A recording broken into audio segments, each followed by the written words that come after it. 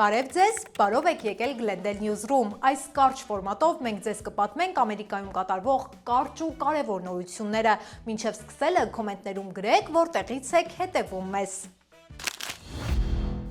Ռուս-ուկրաինական բանակցությունները հայտնվել են փակուղում, Թրամփը պատրաստ է դուրս գալ գործընթացից, եթե առաջընթաց չլինի։ TikTok-ում նոր ու վտանգավոր թրենդ է տարածվում, աշակերտները փորձում են այրել նոթբուքները, նկարահանել եւ տարածել։ Թրամփի վարչակազմը լուծարել է վարակներին կանխարգելման գլխավոր հանձնաժողովը, ինչ են անում մասնագետները։ Լրատվական ընկերությունը պարտավոր է $170 միլիոն վճարել WhatsApp-ի օգտատերերին գաղտնալսելու համար։ Apple Watch-ը փրկել է տղամարդու կյանքը ուղեղի կաթվածի պահին ինքնաբերաբար կանչելով շտապօգնություն։ Այս եւ մյուս կարևոր նորությունների մասին ել ավելի մանրամասն կիմանաք դիտելով թողարկումը մինչև վերջ։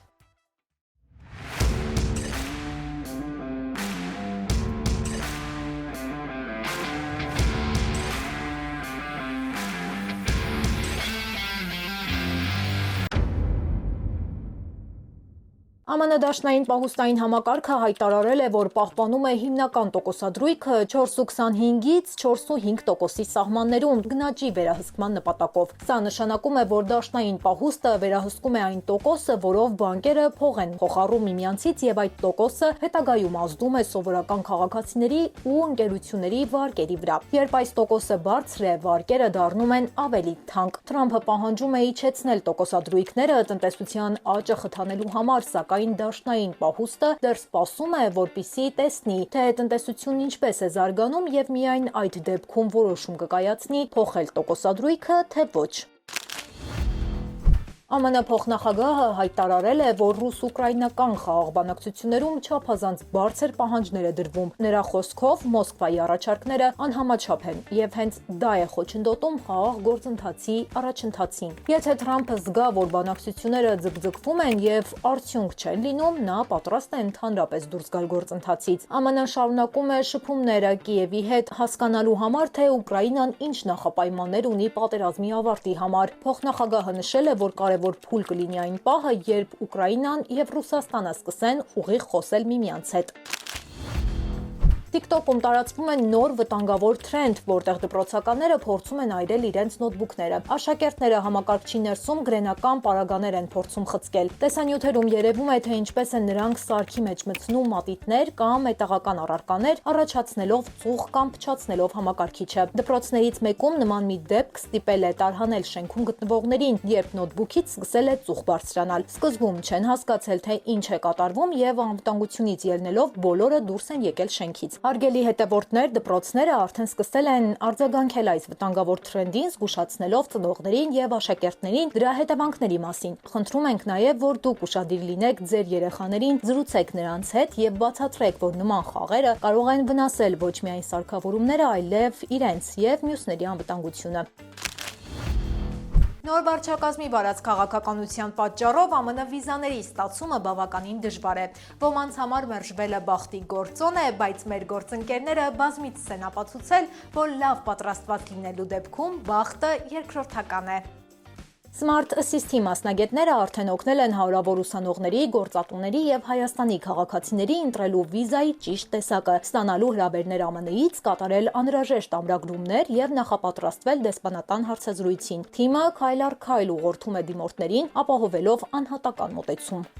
Նշեմ, որ առաջին խորհրդատվությունն անվճար է։ Պարզապես պետք է անցնել թողարկման տակ տեղադրված հղումով, որը կգտնեք մեկնաբանությունների դաշտում, եւ Smart Assist-ի թիմը կապ կհաստատի ձեզ հետ։ Թրամփի վարչակազմը լուծարել է այն հանձնաժողովը, որը վերջին տասնամյակներում մշակել էր ԱՄՆ հիվանդանոցների վարակի կանխարգելման հիմնական կանոնները, ինչպես ձեռքերելվանալ, երբ օգտագործել դիմակներ, ինչպես մեկուսացնել վարակված հիվանդներին։ Մասնագիտական կազմակերպությունները նախազգուշացնում էին, որ եթե կոմիտեն փակվի, վարակների կանխարգելման պետական համակարգը անկազմակերպ կդառնա։ Կոմիտեն վերջին 30 տարում ներկայացրել էր 540 առաջարկություն, որոնց 90%-ը արդեն կիրառվել էր։ Մասնագետները զգուշացնում են, որ առանց այս կոմիտեի նահանգները կարող են գործել տարբեր ու անկանոն ձևերով, ինչը կվնասի վարակի կանխարգելման միասնական ու արդյունավետ համակարգը։ Ոստիկանները նկատել են մեքենա, որտեղ վարորդի կողքին նստած է եղել իր ընտանի կենդանին՝ ռակունը։ Բերանում էլ թմրամիջոցի ապակե խողովակը։ Երբ սպան վերցրել է խողովակը, կենդանին անակնկալ շարժումով բերանն է տարել դեպի երկրորդը, կարծես ցույց տալով այն։ Իրավապահ մարմինները մեքենայում գտել են նաև այլ տարբեր թմրատեսակներ եւ 3 օգտագործված խողովակներ։ Մեքենան վարել է 55-ամյա մի կին։ Կենդանուն տեղափոխել են ապահով վայր, ռակունի առողջությանը վնաս չի հասցվել։ Նյու Յորքի ոստիկանությունը ձերբակալել է 78 ցուցարարի Կոլումբիայի համալսարանի գրադարանի տարածքում։ Ձերբակալվածներից շատերը գրադարանում տեղադրել էին վրաններ ու հայտարարել, որ տարածքը իբրև ազատագրված գոտի է՝ ի նշան համերաշխության Գազայի պաղեստինցիների հետ։ Ցուցարարները պահանջում են, որ համալսարանը դադարեցնի կապերը Իսրայելի հետ։ Համալսարանի ղեկավարությունը դիմել է ոստիկանությանը, քանի որ բողոքը խանգարում էր ուսումնական գործընթացին։ Ձերբակալվածների մեջ եղել են եւ ուսանողներ, եւ դրսից եկած մարդիկ։ Սենատորները առաջարկել են վերանայել օտարերկրյա ուսանողների վիզաները։ Ամերիկյան դատարանը պարտավորեցրել է իսրայելական NCO Group ընկերությանը վճարել WhatsApp-ին եւ նրա մայր ընկերությանը Meta-ին $170 միլիոն օգտատերերի անձնական տվյալները անթույլատրելի ձևով նայելու եւ օգտագործելու համար։ Ընկերությունը օգտվել է WhatsApp-ի վիդեոզանգի համակարգի թերությունից լրտեսական ծրագիր ներդնելով օգտատերերի սմարթֆոնների մեջ, նույնիսկ եթե զանգին չեն էլ պատասխանել։ Այս ծրագրի միջոցով հնարավոր է եղել գաղտնի կարդալ հաղորդագրությունները, տեսնել կոնտակտները, լսել խոսակցությունները, տեսանկարահանել եւ հետևել մարդկանց շարժումները։ Տուժել են 1400 օգտատերեր, այդ թվում իրավապաշտպաններ եւ հասարակական կազմակերպությունների աշխատակիցներ։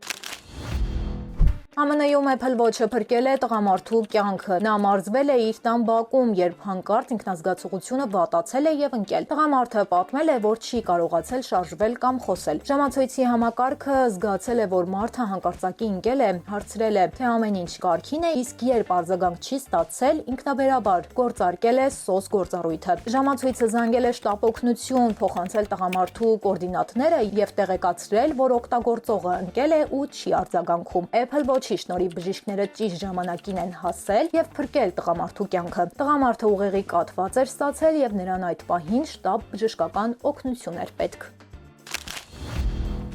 Ահա այսքանը ամերիկյան անցուդարձից։ Եթե ցանկանում եք առաջինը դիտել մեր թողարկումները, ապա բաժանորդագրվեք մեր YouTube-յան ալիքին, սեղմելով subscribe կոճակը։ Այս ժամի համար այսքանը, կհանդիպենք վաղը։ Շնորհակալություն։